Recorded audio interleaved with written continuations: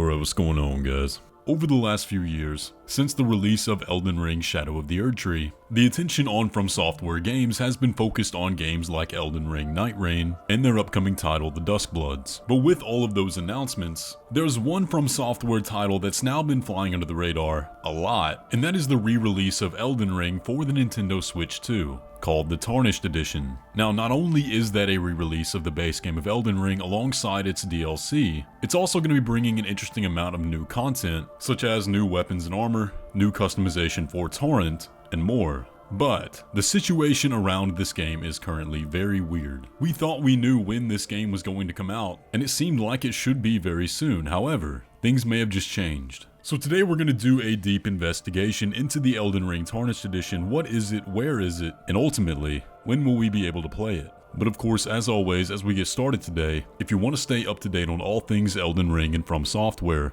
go ahead and hit that subscribe button, and now let's get into it. Now, if you guys are regulars here on the channel, then you likely have a good grasp on what exactly the Tarnished Edition is. So today I want to work backwards. Let's start off about what's so weird about the situation surrounding this game. Well, it's no secret that the library of the Switch 2 is pretty dry at the moment. There's really not a whole lot to play on there that warrant actually buying the console. Of course, you have things like Mario Kart as a flagship, and some other big hitter titles coming out later this year, such as the new Pokemon and Metroid Prime 4. But one of the games that they talked about a lot and showed off at expos and demos of the Switch 2 was the new release of Elden Ring. This was supposed to be a big selling point for the Switch 2, as of course Elden Ring is one of the most popular games of all time. People want an excuse to play it again, and especially on a handheld like the Switch 2, alongside the new content that's going to make the game feel fresh again. And I'm personally looking forward to a lot as well. But we were told originally in the announcement trailer and all the posts about it that it's coming this year, and even an official business statements such as the Katakawa report, they actively specify that it's coming in the calendar year 2025 as opposed to the fiscal year 2025 on something like the label of Elden Ring Night Rain's DLC, which gives that a window all the way to March of 2026. The Tarnished Edition is very apparently coming before December 31st. Now you're probably saying, well, it's only September right now. That's still a big window for the rest of the year. So what's weird about that? Well, we just had the very big September Nintendo Direct that's supposed to give the outlook on all the content coming to the Switch 2 for the rest of the year, especially the big highlight games, which Elden Ring Tarnished Edition is definitely one of. Now, notably missing from the catalog of games shown in that Nintendo Direct was Elden Ring Tarnished Edition, even in the sections of games being ported over to the Switch 2. Now, despite that, at things like Summer Games Fest, Tokyo Game Show, and PAX West, people actually got to get hands-on with the Tarnished Edition on the Switch 2. And this is where the controversy began, because in the docked mode, the game seemed to run pretty decent. The graphics were of course great, however the game was apparently locked at around 30 FPS. I've seen some people say 60, but the more reputable sources said 30. The big problem though comes in the Switch's handheld mode, which apparently had a very hard time maintaining a stable frame rate,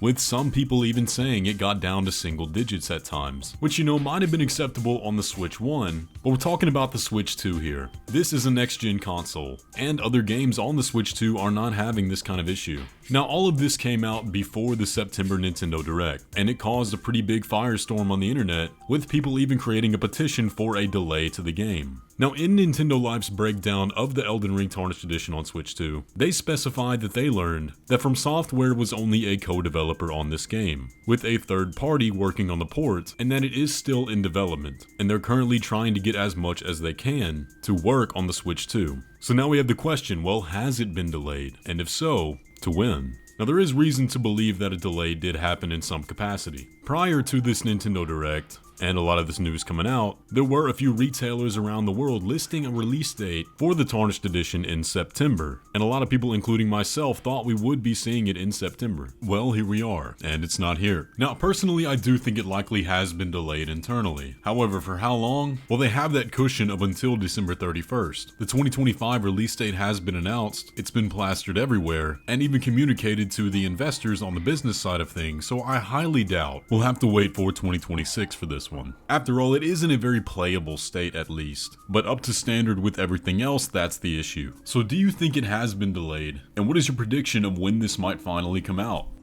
But now I want to take a deep dive into all of the new content coming out with the Tarnished Edition. Now the new content is not only coming to the Switch 2 release, but everyone else will be able to buy, for a currently unknown price, the Tarnished Pack, which will include the new content as a standalone DLC. But what exactly are you buying? Well, the Tarnished Pack includes 3 new sets of armor, 3 new weapons, and 3 new customization skins for Torrent. Now 2 of the armor sets are from the 2 new starting classes. Now one of the sets is actually Lucatiel's set from Dark Souls 2, but slightly varied for Elden Ring. You'll also get access to her sword, the Mira Greatsword from Dark Souls 2, or the Hollow Slayer Greatsword as it was known in Dark Souls 3. A fan favorite sword for sure. I can't wait to use this in Elden Ring. Now as of right now, we don't know the exact stats of the armor or the weapon, if it will be a 1-to-1 as it was in the Dark Souls trilogy, or even how to obtain it after buying the Tarnished Pack. So that one will remain a mystery until it actually comes out. The other 2, however, we have a pretty good grasp of alongside the stats,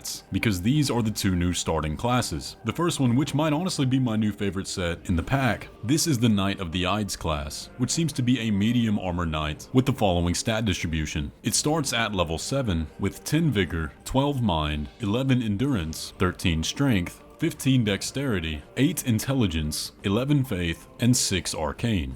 But the main draw of this class is actually the new weapon that it wields. This class starts out with the Idas sword, which is a unique light greatsword, making it now the only way in the game to have a light greatsword before accessing the DLC. So yeah, I'm definitely starting out with that class in my Tarnished Edition playthrough because the moveset of the light greatswords is awesome. Now the other starting class is called the Heavy Knight, and we have seen quite a bit of this one. This is of course a very heavy knight that wields a curved greatsword and has the following stat distribution. Starting at level 8, the class has 14 vigor, 7 mind, 17 endurance, 15 strength, 11 dexterity, 7 intelligence, 7 faith, and 9 arcane. Now the draw of this class is actually in that stat distribution. This makes it have the most efficient melee focused stat distribution in the game. So if you're somebody that, for example, wants to min-max for like PvP or some other reason, this is the class for you. Now like I said, these are currently the new weapons and armor that we know about. However, the original listing of the product said there would be 4 new sets of armor, so there may still be one we haven't yet seen. Now of course the other part of the Tarnished Edition is Torrent customization, and so far we've seen 2 new skins. One of them is a sort of white Carian skin for Torrent, and the other makes him look like the horse of the Knights Cavalry. Now like with the weapons and armor, the original product listing says there will be 3 in total. Now the question is, does that include the base skin for Torrent in that 3, or will there be 3 new skins? We don't yet know. But as far as new content goes, in the Tarnished Edition, and in the Tarnished Pack that will be coming to other consoles, that's what we currently know of. It's not a lot, definitely not the scale of the other DLC for this game, by any means, but it is still a new DLC pack for Elden Ring, and I for one am absolutely looking forward to it and revisiting the base game in a new light.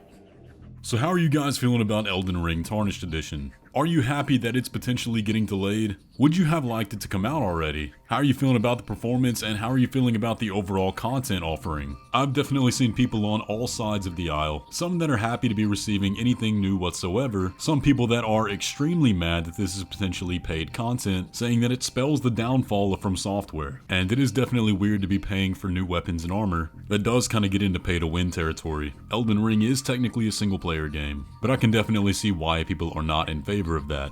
Either way though, if you enjoyed today's video, be sure to leave a like on it and subscribe if you're new around here, and I will catch you in the next one.